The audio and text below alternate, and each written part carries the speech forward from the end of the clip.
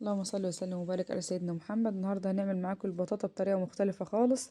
انا معايا هنا كيلو بطاطا غسلاه ومنضفاه تمام. لازم تشيلوا كل الطين اللي فيه، وبعد كده هنقشره زي ما انتوا شايفين كده. انا قشرته القشر بتاعه طبعا هنرميه، مش هنستخدمه في اي حاجه. هنا بقى هنقطعه تقطيع صغير خالص زي ما بنقطع البطاطس كده، مكعبات او اصغر زي ما انت عايزه. هنقطعه صغير وبعد كده هنحطه في حله، مش هنضيف عليه اي ميه خالص، وهنضيف عليه سكر بس. السكر هتحطي نص كوباية سكر، وبعد كده هنسيبه على النار بقى لعند ما يغلي ويستوي خالص ونلاقي البطاطا استوت. اول حاجة اول دقيقتين على نار عالية، بعد كده هتوطي النار عليه وتسيبيه متغطي. البطاطا هتصفي المية بتاعتها كلها. وبعد ما تخلصي اهو زي ما انا عاملاها اهو شايفين، بعد ما صفت كل المية بتاعتها وتمام، ما لزقتش في الحلة ولا حصل اي حاجة. الطريقة دي جميلة جدا وولادك هيحبوها وطعمها هيبقى حلو ومسكر، لان في بطاطا بنجيبها بيبقى طعمها ماسخ مش حلو. هاتي البطاطا اللي هي الحلوة المسكرة. هنا هننزل عليها بالهراسة بقى نهرسها. وتدوقي حتة صغيرة خالص، شوفي مثلا طعمها مسكر عشان تعرفي بس هتحطي سكر قد ايه بعد كده. ممكن تكون البطاطا نفسها حلوة. هنا انا حاطة نص معلقة سمنة بلدي، ودي بتديها ريحة بقى او طعم مش عايزة اقول لكم.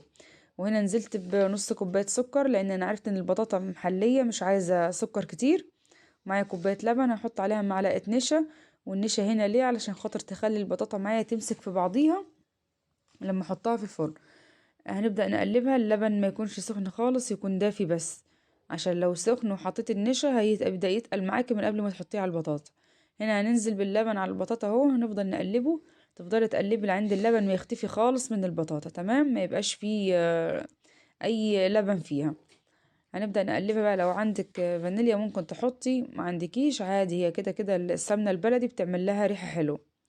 وهنجيب صينية مدهونة، صينية وسط على حسب. لو انت عاملة كيلو هتجيبي صينية وسط، لو انت عاملة 2 كيلو هتجيبي اكبر. وطبعا كلنا عارفين يعني الحتة دي.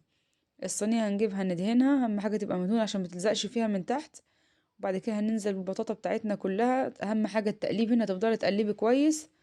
انا هنا دقتها عشان اعرف هي عايزة سكر تاني ولا لا. تفضلي تقلبي كويس لعند ما اللبن يختفي زي ما انتوا شايفين. هتحطيها بقى تفرشيها في الصينية وتسويها كويس، تحطيها في الفرن من تحت تستوي.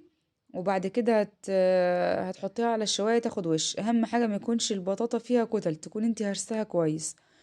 وهنا انا جبت الصينية ودهنتها اهو، وهنزل بالبطاطا بتاعتنا. ودي حاجة كويسة بنجيبها لولادنا وهم بيحبوها، وفي نفس الوقت مفيدة، والسمنة اللي عليها سمنة بلدي مفيدة ليهم. هتحطيها تستوي وبعد كده هتطلع طعمها بيبقى جميل. هتستني لما تبرد وبعد كده تقطعيها عشان تكون ماسكة ببعضيها ما تبقاش فكة. اهم حاجة ان هي لما تبرد تيجي مقطعاها. شايفين انا بسويها من على الجناب، والصينية تبقي دهنها برضو من على الجناب.